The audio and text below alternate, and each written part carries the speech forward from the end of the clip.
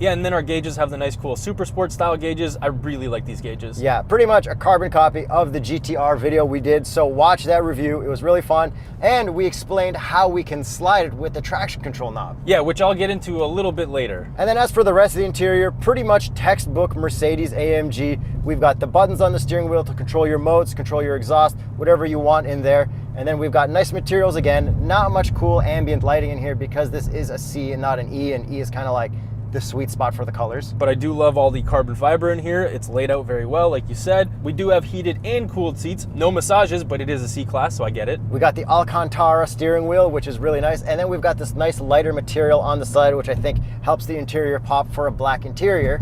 These are the optional performance seats, and they are very well bolstered and super comfortable. Yeah, I love them, nice and firm. And then the back seats, I actually fit there 5'8.5", like perfectly. Yeah, and I don't really fit back there at 6'1.5". But like, kind of shocking how much room there is back there for a C coupe. Yeah, it's almost like better than the S-Class coupe from what I remember. Better than an E convertible, 100%. Yeah, crazy. I don't know how they did that.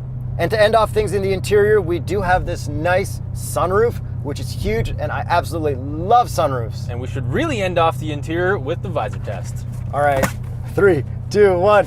Oh, yes. Wow, yes! Good job.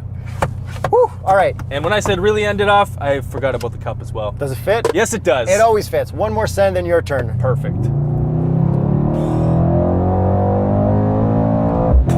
Yes. That sounds good. Full traction off, launch control. Let's see what happens.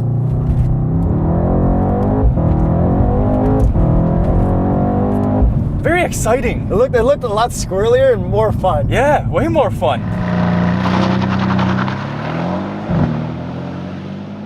So if you do have the traction on, perfectly prepped surface, you can do 0 to 100 kilometers in 3.9 seconds, which is pretty damn fast. Okay, but what if you have traction all the way off? What's the first thing that happens? So just like the AMG GTR, we had 9 levels of traction, but we had a bright yellow knob. In this car, if you turn off the traction by holding the button, you actually get your own separate knob, which is the steering wheel knob. So it lights up just like it did on the AMG GTR. Very, very cool. And then you can also see it in your gauge clusters, so that's how you adjust your traction control. So it's super cool to have those 9 levels of traction. However, if you watch our AMG GTR review, you know that the 9 levels are kind of excessive and you really just need 1 or 2. Yeah, but I feel like in this one, I had it at like 8 instead of 9. And it still lets you go a little more, like I feel like this is more playful and that's more race car. So like if you wanted to use it as a drift control, this would probably work better than the GTR. Probably, and then on top of that, we also drove the GLC 63S recently, and that bogged down a lot more. This doesn't bog down as much, and it makes sense because this is not an SUV, this is a sports car. Okay, so if you're not launching and you want to have fun,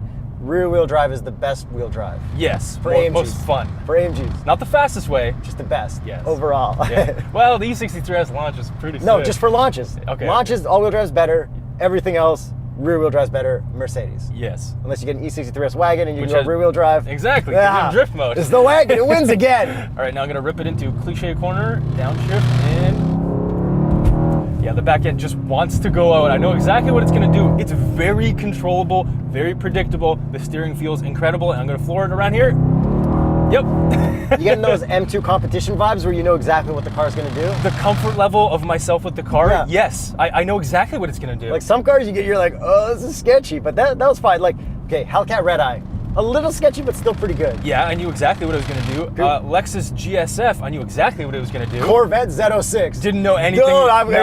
Deadly. Yeah, so that's kind of like the range. Pretty much. And going through cliche corner in race mode was amazing. Like the suspension is firm, but it's not overly firm. Yeah, between comfort and race, every mode is very drivable and livable. Yeah, like I would actually daily this in comfort mode with the suspension, but race mode for everything else. But then if I wanted to send it, I just put it straight into race mode for everything. And I still didn't find it as stiff as that Nismo 370Z. No, it's really not. And like Mercedes is always stiffer than BMW suspension, but this is not that bad at all. And considering daily driving, this does have all the lane keep assist stuff and radar cruise. Yeah, and it works really well. I don't think it's quite as good as BMW's new system and Maserati's new system that we used recently. Yes, Maserati, #1 in the game. Crazy. And when you do want to send it, you do have that electronically controlled limited slip differential on the back, and that's what gives you that confidence to just send it in everything and you know what the car's going to do. It just gives you that ultimate control. Yes, the predictability factor. Yeah, and that's one of those things that you don't get from a spec sheet. Like you can say like horsepower, like sure, sure, 503 horsepower, that's a lot. But how does it drive? You don't get that predictability factor out of certain cars. Like the predictability factor is higher on this than the AMG GTR. Exactly. Like, I know exactly what this is going to do. The AMG GTR, I feel like I have to rotate it a lot more because it's longer, so it's a little sketchier to drive. It's got to be a little more forgiving for me to slide that one. Yeah. And this does have the multi-play clutch 9-speed, exactly the same drivetrain engine that we had in the GLC 63S, except it's not all-wheel drive. Okay, but sound compared to the GLC 63S? It's totally different. So the sound, floor it for me. Pretty good. No crackles and pops. Yeah, it's like hard to get that like funness out of it, but this feels like it's like a drier, more raw sound. Yeah, so if I were to do the same thing that I did in the GLC, like I'll floor it right now, it's not really crackling like it did. Now, even from a distance, like it's really not as loud as a lot of other cars. Let's listen to it from the outside. And the C63S Coupe is the one that I would expect to be the loudest and like the most obnoxious. Yeah, but in actuality, the most obnoxious and loudest is the GLS 63. Yeah.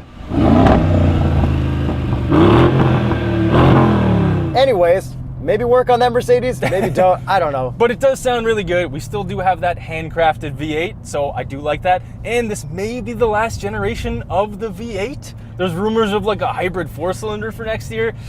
Hopefully that doesn't actually happen. I think they're going to keep the V8. Honestly, I don't even know what's going on anymore. Who's going to handcraft the batteries on the hybrid V8s? Okay. Or hybrid 4-cylinders? Yeah. I wrap the brushless motors myself. Yeah. Okay, here's the thing I want to wonder about. You know how everyone's complaining that there's no manuals anymore? Yes. Okay, do you think people complained when there was like no more 3 on the tree? For sure they did. The article writers were hitting up their typewriters and they're like, I like to shift with my hand on the steering wheel right next to the column. Dude, we still have column shifters on some of the trucks. But they're not like I know. on the tree. You know what I mean? You don't have to like clutch that. Yeah. Well, the fact that Ford had to give you a shifter because people were so mad at like the Ram little dial thing that they have to hide it in the next generation. Yeah. People are going to be upset. This is going to be really weird in 10 years, 20 years. 5 years. But back to that transmission, it does shift very quickly as it did in basically every other car that has this, like downshift, send, love it. But in full automatic mode, like it's not as fast as Porsches. No, it's really not. Like PDK is the gold standard, except Lambos. It's not lightning / thunder. No. It's step below. Yeah. Step below Zeus, step below lightning. Hurricane. And talking about drive modes, just like every other 63 AMG, we have slippery, individual, comfort, sport, sport plus, and race.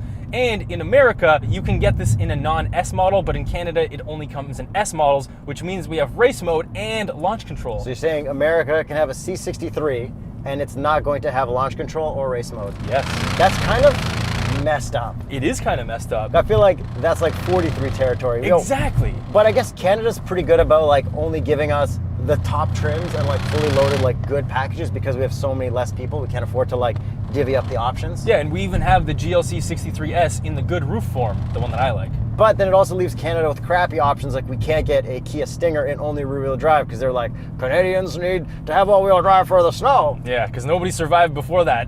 Yeah, I don't even think they had snow tires back in the day. No, they didn't. Just run your Buick Skylark off like a farm road up to Montreal from Toronto and like don't worry about it. Pretty much. So with all that out of the way, we finally got to drive it. What is the price for the C63S? Well, it starts at a lot of money and it finishes at a lot of money. $86,200 to start. Canadian. And this one is $110,450. Okay, it's a lot, but it is a really cool car and I kind of expect it to be there. And this is a pretty wild spec. It's missing the carbon ceramic brakes. Other than that, it's almost fully loaded. Okay, and even without the carbon ceramic brakes, when you're reversing and hitting the brakes, I think squeals for some reason. Yeah, the brakes look cool, but yeah, I've heard them squeal.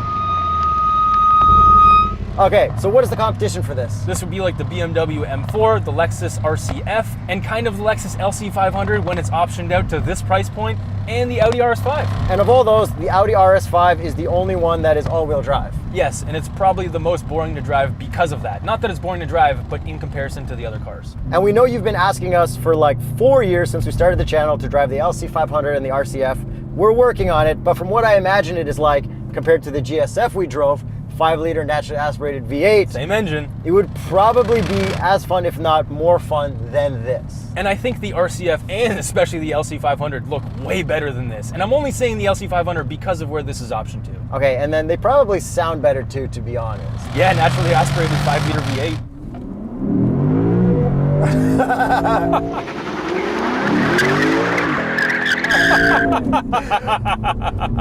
But the M4 sounded really good. I really enjoyed my time with that, and that one does come in a manual where the rest don't. Yeah, and that also comes as a hardtop convertible, which this doesn't. This is a soft top. Thank God, hardtop convertibles are ugly. Hardtop's the best. So of all those options, which one are you taking? LC500, and I'm going with my imagination because I have no idea how it drives. I'm on the fence over everything. I think I would need to pick according to what mood I'm in that day. I also would need to drive the RCF and the LC500 first because I'm not sure. But from what I imagine, they're all kind of a tie. So let us know where you guys would rank all of those cars. It's pretty hard to actually rank these. And check out this playlist of more fun coupes. Downshift, downshift, downshift.